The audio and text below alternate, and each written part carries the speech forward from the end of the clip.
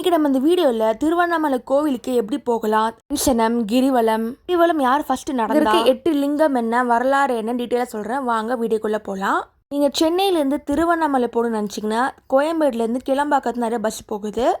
Normal பஸ்ஸும் இருக்குது, AC பஸ்ஸும் இருக்குது. இதாங்க பஸ் ஸ்டாண்டு, இங்கே தான் எடுத்துவாங்க. கோயம்பேட்டில் கூட நிறைய பஸ்ஸு ப்ரைவேட் பஸ்ஸில் இருக்குங்க.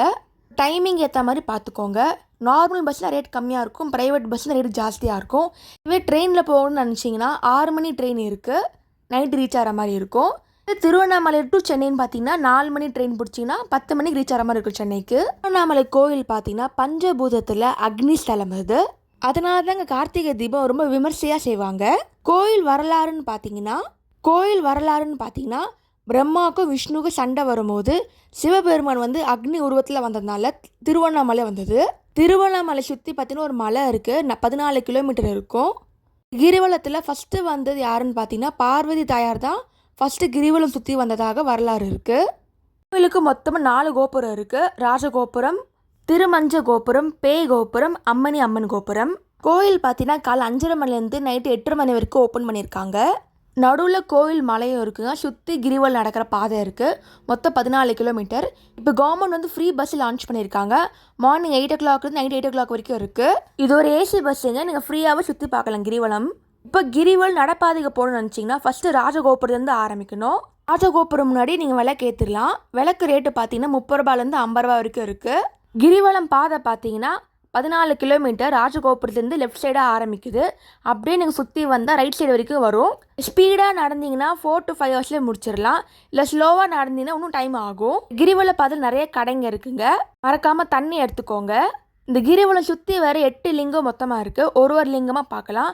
ஃபஸ்ட்டு லிங்கம் பேர் இந்திரலிங்கம். இந்திர பகவானுக்கு சிவபெருமான் காட்சி அளித்தது லிங்க வடிவில்.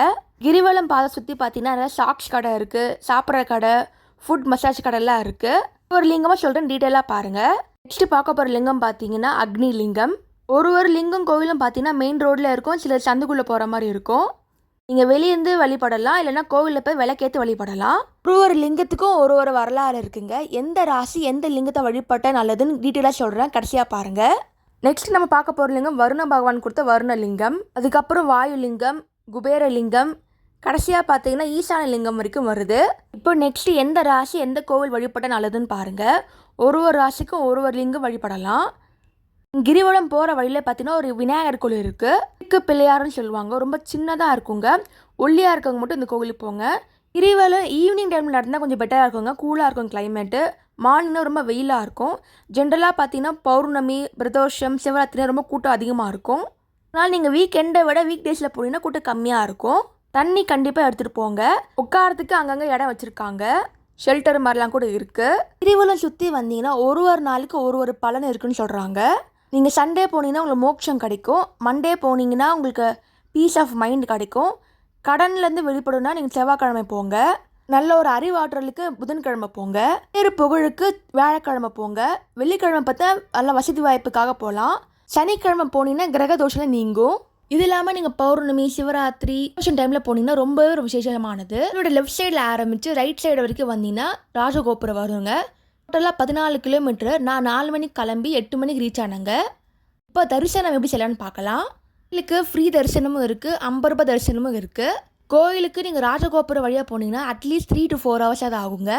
இதுவே கூட்டம் நாளில் 5 to 7 hours கூட ஆகலாம். கூட்டத்தை அவாய்ட் பண்ணணும்னு நினச்சிங்கன்னா நார்த் சைடில் அம்மன் கோபுரம் வழியாக நீங்கள் போனால் கூட்டத்தை அவாய்ட் பண்ணலாம். இந்த வழியாக தான் அந்த கோவிலுக்கு போனேன், அதனால் 1.5 மணி நேரத்தை தரிசனம் பார்த்துட்டேன். இந்த வீடியோவில் திருவண்ணாமலை வரலாறு, தரிசனம் எப்படி பார்க்கலாம், கிரிவல் எப்படி நடக்கும்னு டீட்டெயிலாக பார்த்தாச்சு. திருவண்ணாமலை சுற்றி நிறைய கடைங்க இருக்குது. நாங்கள் ஸ்டே பண்ண ஹோட்டல் பார்த்தீங்கன்னா சவேரியா ஹோட்டல் ஸ்டே பண்ணியிருந்தோம். அது கோவில் ரொம்பவே கிட்டே இருந்துச்சுங்க, நடந்து போகிற டிஸ்டன்ஸ் தான் இருக்குது. ராஜகோபுரத்துக்கு பக்கத்துலேயே இருக்குது. இந்த ஹோட்டலோட ரூம்ஸ் எப்படி இருக்குது, மேலே இருக்க ரெஸ்டாரண்ட்டில் எப்படி இருக்குன்னு டீட்டெயிலாக போட்டிருக்கேன். நெக்ஸ்ட் வீடியோவில் பாருங்கள், டிஸ்கிரிப்ஷன் லிங்க்கில் தரேன். இது மட்டும் இல்லை, எல்லோரான்னு இன்னொரு ஹோட்டல் கூட இருக்குது, அந்த வீடியோ டிஸ்கிரிப்ஷன் லிங்க்கில் தரேன், மறக்காமல் செக் பண்ணி பார்த்துக்கோங்க. நம்மளோட அரசு சார்பாக கூட ஹோட்டல் இருக்குங்க, இது பேர் ஹோட்டல் ஆலயம். இங்கே ரேட்டில் ரொம்ப கம்மியாகவே கிடைக்கும். மட்டும் இல்லைங்க, பட்ஜெட் வைஸில் நிறைய ஹோட்டல் இங்கே இருக்குது ஸ்டே பண்ணுறதுக்கு. கார்த்திகை தீபத்தில் பார்த்தீங்கன்னா இந்த மலையில் தாங்க விளக்கேற்றுவாங்க. கிரிவலம் போகிற வழியில் நிறைய நந்தி சிலைகள்லாம் இருக்கும், மலையை நோக்கி தாங்க இருக்கும். அதே மாதிரி கிரிவலம் போகிற வழியில் பார்த்தீங்கன்னா மலையிலே நந்தி சிலை இருக்கும், கீழே இருந்து நீங்கள் பார்க்கலாம். தேங்க்ஸ் ஃபார் வாட்சிங்.